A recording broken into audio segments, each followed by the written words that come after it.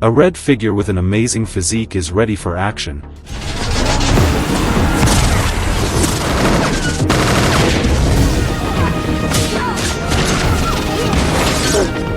He watches as countless versions of himself step out of the void. A crazy battle is about to begin.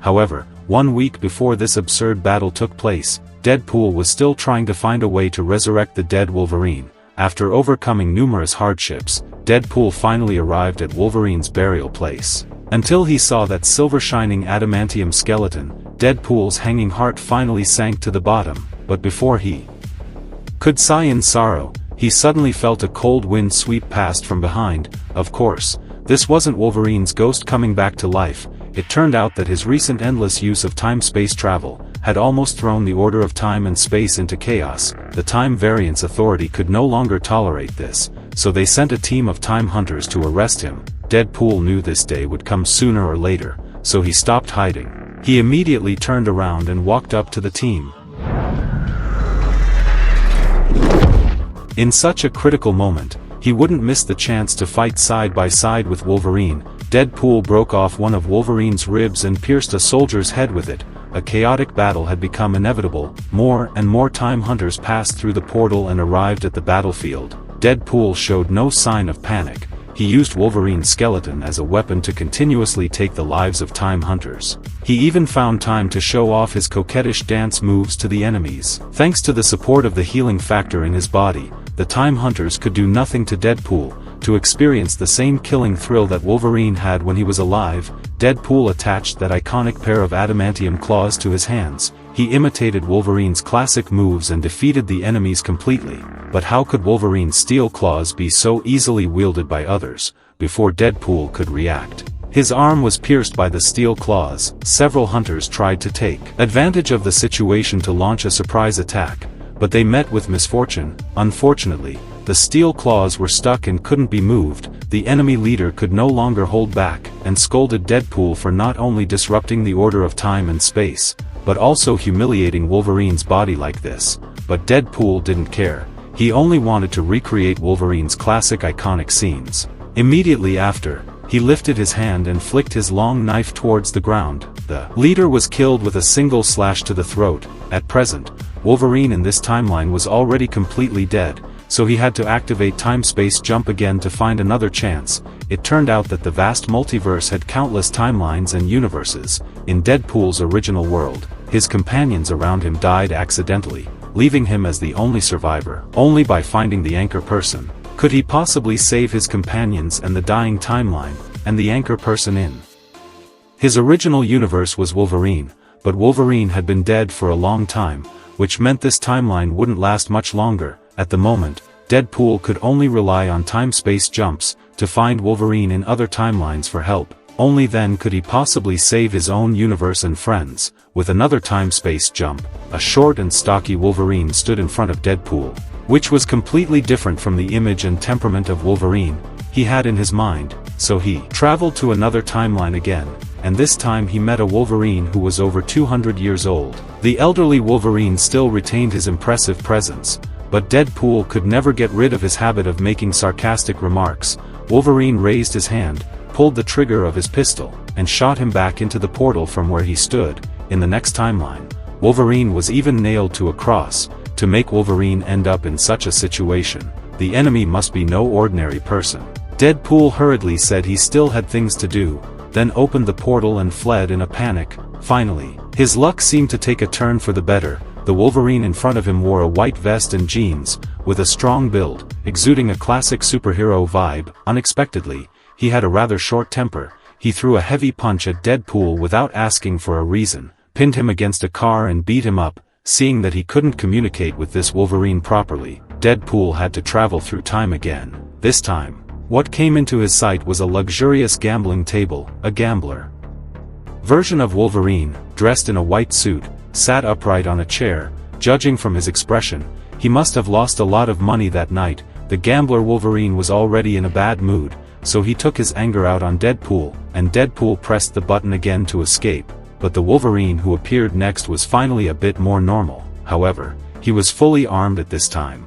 And the atmosphere was so tense as if a big battle was about to break out. Deadpool also realized this. When he slowly turned around to look, he saw an intimidating figure. With Deadpool's countless attempts, he began to doubt whether he could find a normal Wolverine. After all, they were about to save his universe together, and obviously not just anyone could do it. After another jump, Deadpool arrived inside a tavern, where Wolverine was drinking strong liquor from a glass at the bar. He was gentle and polite, but the other patrons around him didn't seem friendly. Seeing the bartender about to kick out the penniless Wolverine, Deadpool stepped in and paid for the drink. He then told Wolverine about his plan, but Wolverine had no interest in saving someone else's world. Unexpectedly, Deadpool had already lost his patience and was ready to take him away by force. This action made Wolverine very angry. He tried to pop his claws to teach Deadpool a lesson, but the claws got stuck between his fingers and wouldn't move. The scene was extremely awkward.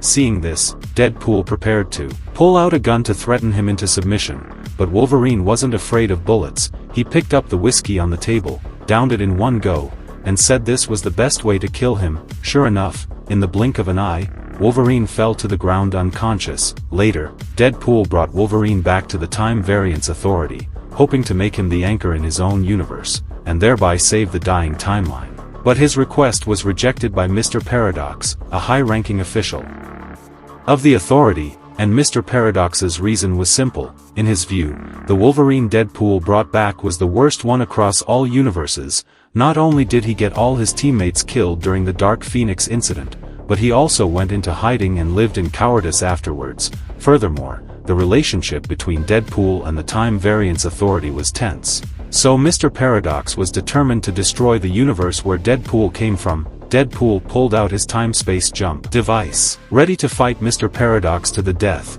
But before he could finish speaking, Mr. Paradox sent him into the void. At this moment, Wolverine opened his eyes, and watched the only person he knew vanish before his eyes. He immediately lost his temper with Mr. Paradox, but ended up suffering the same fate. When the two woke up again, they found themselves in a desolate, uninhabited place. Wolverine was furious. He could have been enjoying wine in the tavern, but instead ended up in this situation. Filled with anger, he was ready to take it all out on Deadpool. Seeing Wolverine looking ready for a fight to the death, Deadpool showed no fear. He performed a fancy reload and fired two guns simultaneously, and thus the great battle began. Wolverine first unleashed his signature move. He lowered his center of gravity and charged at Deadpool at high speed, completely ignoring the bullets fired at him, and split the Desert Eagle into two with his claws in an instant. Deadpool drew his two swords and engaged him in combat. The two exchanged blows, both attacking and defending. Since both of them had extremely powerful healing abilities, the fight was extremely intense, with blood drawn by every strike. After hundreds of rounds, all of Deadpool's weapons had been stuck in Wolverine's body, yet Wolverine was unaffected. Instead, he delivered a powerful headbutt, finally defeating Deadpool. As Wolverine was about to unleash his finishing move, Deadpool quickly spoke up and began to launch a psychological attack on him. Under Deadpool's persuasive words, Wolverine felt deep sympathy for his predicament and began to look at him in a new light. At the same time, a masked figure appeared on a nearby observation deck. He warned the two that the place was extremely dangerous. Deadpool wasn't afraid of powerful enemies. Instead, he was worried that this guy would steal his spotlight, for the figure's mannerisms were eerily similar to a famous superhero. At this moment, the masked figure pointed in one direction. A huge convoy made up of various vehicles was speeding toward them. The masked figure then leaped down from the high platform, and dramatically removed his mask. That face, which bore a striking resemblance to Roger's, made Deadpool mistake him for Captain America. As a die-hard fan of the Avengers, Deadpool waited eagerly, thinking he was about to summon the Avengers. The next second, Human Torch unleashed his powers, flew into the air, and tried to show off his unique skills in front of the two. Unexpectedly, there was Pyro in the convoy, someone who could counter him. The jet flames of Human Torch were easily absorbed by him to the point of exhaustion. Deprived of his flame support, Human Torch plummeted rapidly from the sky.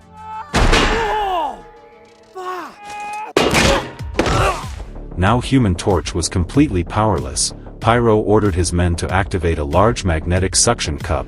Clearly, they knew Wolverine and Deadpool well. The two were stuck fast by the suction cup. Before long, the three of them were locked together in a steel cage. Deadpool, filled with confusion, asked Human Torch where they were, only to learn that this place was called the Void, the dump of the Time Variance Authority, a place where the Authority imprisoned unruly individuals and dangerous elements from various universes. For a long time, this place had been controlled by two overlords. One was Cassandra, the psychic twin of Professor Charles from the X-Men. Though she had no physical body in the real world, she possessed psychic powers on par with the Professor, and was far more dangerous and aggressive.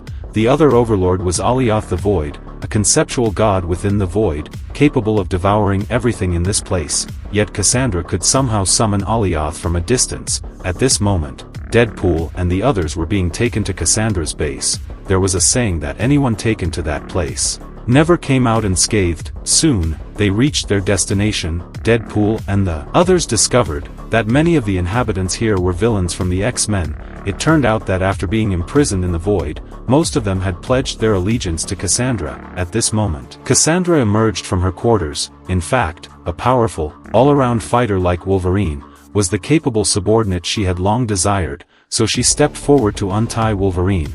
But she was far less kind to Human Torch, not only because he often injured Cassandra's men, but also because his salary was ridiculously high. At the same time, to prevent Human Torch from stealing his spotlight, Deadpool spilled all the bad things Human Torch had said about Cassandra along the way. Cassandra flew into a rage upon hearing this, and no amount of pleading or excuses from Human Torch could help. Cassandra clenched her fist in midair, turning Human Torch into a pile of minced meat in an instant. After witnessing her true power, Wolverine shouted at Deadpool, for he had actually talked someone to death. Right after that, relying on his healing ability, he planned to launch a surprise attack while Cassandra was off guard. But to his surprise, with just a slight thought, Cassandra embedded Wolverine directly into the ground. Deadpool immediately knelt down and begged for mercy. Cassandra was interested in his thoughts. After all, someone so eloquent must have a complex mind. But after she opened her mind to explore, she realized that there had always been a dream of joining the Avengers deep in Deadpool's heart, but it was repeatedly rejected by him. This matter frustrated Deadpool to no end. Fortunately, he had a girlfriend who cared for him deeply, but Cassandra didn't anticipate that Wolverine, who had regained his mobility, would attack her again. Seeing Wolverine successfully backstab Cassandra, Deadpool hurried forward to deliver the finishing blow, only to find that she remained completely unflustered. With a casual backhand strike, she sent Wolverine flying dozens of meters away. In Cassandra's eyes, an attack of this level was trivial, but now she had lost her patience. So she used her powers to summon Alioth, intending to eliminate them completely. The group of mutants scattered in all directions like birds and beasts. Wolverine knew well that he couldn't outrun Alioth, so he set his sights on an old aircraft nearby. Perhaps because it hadn't been used in a long time, the aircraft wouldn't start. Frustrated, Wolverine kicked it hard a few times, and surprisingly, it actually started. They flew for an unknown distance, before the two landed on a hill. It was then that Wolverine suddenly remembered what Human Torch had said. A team resisting Cassandra was stationed at a stronghold somewhere in this area. After discussing it, the two decided to set off to find it, hoping the team might have a way to get out of here. After trekking for a while, they encountered another Deadpool from a different universe, who went by the name Tom. Tom could tell they were searching for something and asked what it was, and said he had a vehicle that could help them cover the distance faster. Just as they were about to leave, Deadpool noticed the gold Desert Eagle at Tom's waist, and took a strong liking to it, but Tom said it was not for sale. The two followed Tom to a cornfield, where a shabby Honda Odyssey was parked quietly. Since Deadpool had once worked as a salesperson for a used car dealer, he had a strong dislike for this car, as it was full of flaws from top to bottom. But for the moment, this Odyssey could at least save them a lot of time. So Deadpool had to get in. He chattered non-stop the entire way, talking about everything from the Odyssey to Wolverine's yellow and blue suit, and claiming the director's taste in costumes was outrageously bad. But he got more and more carried away, and eventually said something by accident that upset Wolverine deeply. Only then did Wolverine realize he had been tricked by Deadpool. In his anger, he drove his claws into Deadpool's thigh. Deadpool, in turn, stopped hiding and pulled out a photo of himself with his friends. He claimed everything he did was to resurrect the 9 people in the photo, not to save Wolverine's universe. Wolverine didn't fly into a rage upon hearing this. Instead, he turned the tables and verbally attacked Deadpool. It turned out he just didn't bother speaking much. Usually, when he really started berating someone, his words were just as hurtful as Deadpool's. Wolverine's words hit Deadpool hard right away, so he lifted his leg and kicked Wolverine out of the car. Wolverine could no longer hold back his anger. He leaped back into the car and launched a frantic attack on Deadpool. Right after that, he fought fire with fire. He delivered a Leo kick and sent Deadpool flying. Deadpool declared his swords had never failed him, and with that, he drew a pair of swords and charged. Back into the car, the two clashed, blades flashing and blood splattering. Deadpool aimed for Wolverine's neck and stabbed repeatedly, but soon Wolverine turned the tables, seized the chance, and broke Deadpool's arm. The pain made Deadpool scream out loud. After that, he was dragged back into the car by Wolverine once more. The two fought fiercely from day to night and remained evenly matched until the next morning. Even though their healing abilities were working frantically at this point, they had both actually fallen unconscious. Just then, a mysterious figure suddenly appeared. She opened the car door, started the vehicle, and took them away from the open area. It turned out the mysterious figure was named Alita, and she was part of the resistance team Deadpool and Wolverine had been searching for. Before long, Deadpool gradually regained consciousness and found himself inside a cave. Relying on a warrior's awareness of his surroundings, Deadpool knew someone was approaching. So he moved to the cave entrance, ready to launch a surprise attack, only to be easily taken down by the other person. It was Alita, the one who had brought them here. She possessed extremely strong personal combat skills, and the figures who appeared right after her were childhood memories for many people born in the 80s, 90s, and even the 2000s. No one would have thought that decades later, in the present day, Blade would appear on the big screen once again. Soon after, Gambit, who had appeared in the Wolverine series, and Laura, Wolverine's daughter in this universe, all appeared in the meeting hall. It turned out these were the very people who formed the team resisting Cassandra. After some discussion and consultation, Deadpool and Wolverine learned that only Cassandra knew how to leave the void, and there was a special weapon that could force her to surrender, that weapon being Juggernaut's helmet. It could suppress Cassandra's psychic powers. The top priority now was to seize the helmet. At first, the resistance team had some hesitations, but after Deadpool's encouragement and persuasion, they were fully convinced by him. Early the next morning, they all got into that shabby car together, and charged toward Cassandra's lair. Blade blew the base gate to smithereens with a rocket. The team easily made their way inside the base, but Cassandra had long since deployed her forces and been waiting there for a while. The leading general was none other than Juggernaut. The two sides were poised for battle, and the fight was about to break out at any moment. The team members pulled out their weapons one after another, ready to fight the enemy to the death. At Juggernaut's command, both sides charged toward each other at high speed. Although the team was outnumbered, they showed no fear, for they were all skilled fighters. After decades, Blade was still going strong, showing no less prowess than in his prime. Gambit's magic was superb. He moved nimbly among the enemies, continuously taking lives. Then he inserted his magic cards into the enemies' bodies one after another. Once hit, the targets were soon reduced to ashes in the explosions triggered by the cards. On the other side, Deadpool and Wolverine took advantage of the enemies being held back by the team, and hurried into Cassandra's room. At this moment, she was enjoying her leisure time, seeing them barge into her territory so rudely. Cassandra flew into a rage instantly. With a wave of her hand, she threw Deadpool against the wall. Then she tortured him relentlessly, knocking him unconscious on the spot. Seeing this, Wolverine ignored the gap in strength between them, and only wanted to show Cassandra his adamantium claws. But the next second, he witnessed Cassandra's fury. At the same time, Laura, who was fighting fiercely outside, used her agile movements to successfully get behind Juggernaut and slash his Achilles tendon with one claw. She also managed to take the helmet off his head. Cassandra was unaware of this. At this moment, she was probing Wolverine's memories. She found that the depths of Wolverine's memories were shrouded in darkness. During a mission in the past, Wolverine had lost control of his emotions, and launched an indiscriminate killing spree on those around him. Many people, including his teammates, were killed on the spot. This incident became a lifelong psychological trauma for Wolverine. Yet this was one of the reasons Cassandra admired him. He was both powerful and fierce. If Wolverine were on her side, it would save her a lot of trouble in the void.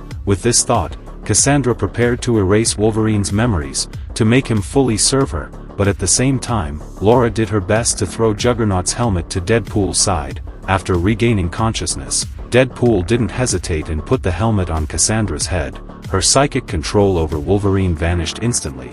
Deadpool told her to reveal the way to leave the void, but Cassandra said the helmet suppressed her powers, so she couldn't summon a portal. Now, either they helped her take off the helmet, or she could do nothing to help them. But Deadpool and the others weren't fools. Just as they were at a loss for what to do, Pyro suddenly burst in and fired several shots at Cassandra. It turned out that Pyro had a private agreement with Mr. Paradox earlier. As long as he eliminated Cassandra, Mr. Paradox would send Pyro back to his original world. After that, he looked triumphant, and loudly mocked Cassandra to her face. Ordinarily, such gunshot wounds would be no more than scratches to her, but under the helmet's suppression, Cassandra's life force was fading rapidly. Wolverine immediately told Deadpool to help her take off the helmet, for she was their only hope of leaving here. To prevent Cassandra from going back on her word, Wolverine brought up her brother Charles. After regaining her powers, Cassandra didn't kill them, but she still played a trick on Deadpool. Then she opened a portal, and told Wolverine that the portal would only last for a few seconds. After that, Alioth the Void would arrive and devour everything. Upon hearing this, the two didn't hesitate and sprinted toward the portal instantly. In that small sun, and when the night, you... At this moment, in Deadpool's original world, Peter, his former best friend and colleague, had just sold a car and was celebrating happily with the customer. The next second, an unexpected gift fell from the sky. After sending Deadpool and Wolverine away, Cassandra was figuring out how to kill Pyro. Pyro was so scared that his courage shattered. He claimed this was all Mr. Paradox's scheme, and had nothing to do with him. Cassandra also remembered.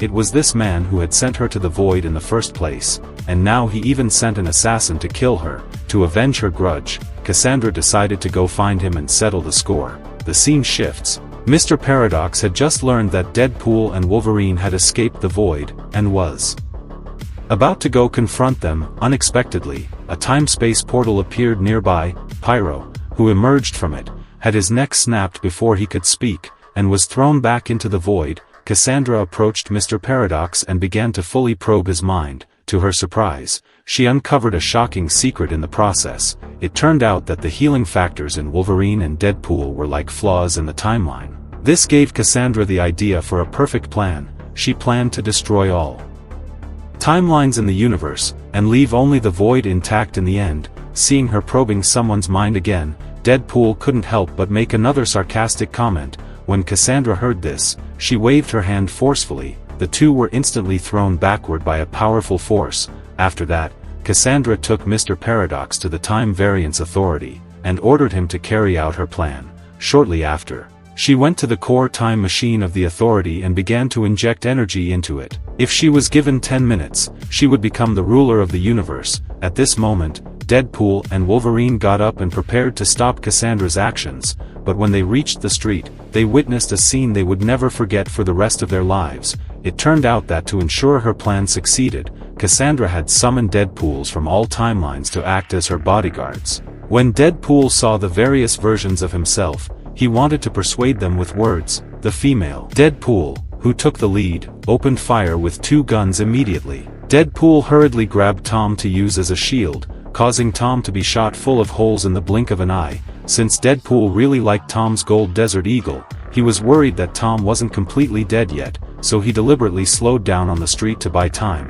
When Wolverine saw this, he couldn't help but curse Deadpool while sighing. Deadpool tried to comfort Tom by pointing to a car across the street, saying there might be a first aid kit inside, so he grabbed Tom again and turned back, and even had the nerve to stop right in the middle of the street. When Deadpool saw Tom get shot in the head, he finally hurried to take cover behind a shelter. Wolverine wanted to rush over to join him, and after thinking for a moment, he came up with a plan.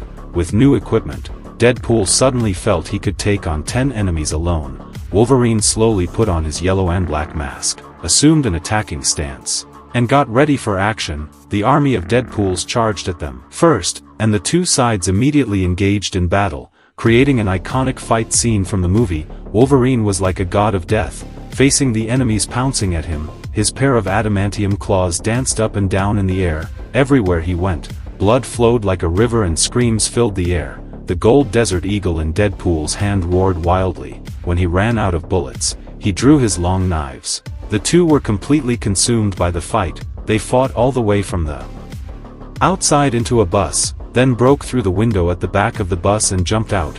Only then did they realize they had wiped out all the enemies. Just as they were about to go find Cassandra, they saw a black-clad Deadpool stand up first. Right after that, all the Deadpools who had just been defeated came back to life thanks to their healing factors.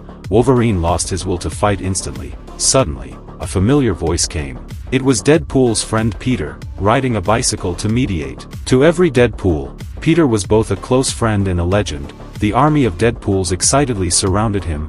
Wolverine and Deadpool took advantage of the chaos to escape, but there was little time left before Cassandra achieved her goal. Mr. Paradox told them that to stop everything, they had to use their bodies as a medium to connect the two core energy pillars. This would make Cassandra suffer energy backlash and be reduced to ashes, but the person who touched the pillars would also die as a result. Upon hearing this, the two rushed to the energy pillars. Wolverine didn't hesitate much. After all, he had no ties left in his original world, while Deadpool still had friends he could save, so he decided to sacrifice himself. But just 1 second before he closed the door, Deadpool behind him hit him hard with a sledgehammer. Then he dragged Wolverine outside. Deadpool locked the iron door tightly, and no amount of shouting from Wolverine outside could help. In fact, Deadpool wasn't afraid of death. He had been through countless hardships before. He knew he wouldn't die easily. When it really mattered, he wouldn't back down either. But soon he realized a problem. His arm span wasn't long enough. Even if he stretched as hard as he couldn't reach the other energy pillar.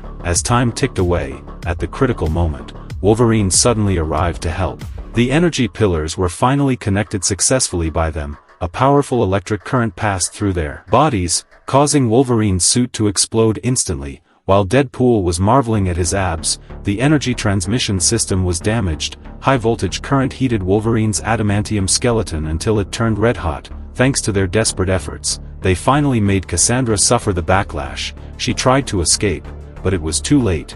In an instant, she was blown to ashes by the massive energy. Afterwards, Mr. Paradox's superior came to confront him. They believed Mr. Paradox was responsible for everything, but he refused to admit it, and shifted all the blame to Cassandra. He also shouted that his two close friends had been willing to sacrifice themselves to stop her. Mr. Paradox's emotional plea didn't win his superior's trust, because the next second, Deadpool and Wolverine walked into the scene with their heads held high. It turned out their healing factors were powerful enough to allow them to stand there unharmed. In the end, Mr. Paradox was taken away by his superior. The timeline of Deadpool's universe was preserved, but there was nothing that could be done to save Wolverine's universe. At this moment, he felt helpless and confused again. Just then, Deadpool suddenly invited him to his home. Although Wolverine had no family or friends left in his own world, it didn't mean he had none here. That night, Deadpool invited his friends and family, helping Wolverine integrate quickly. Moreover, they even brought Laura from the Void here, allowing Wolverine to enjoy the happiness of family life.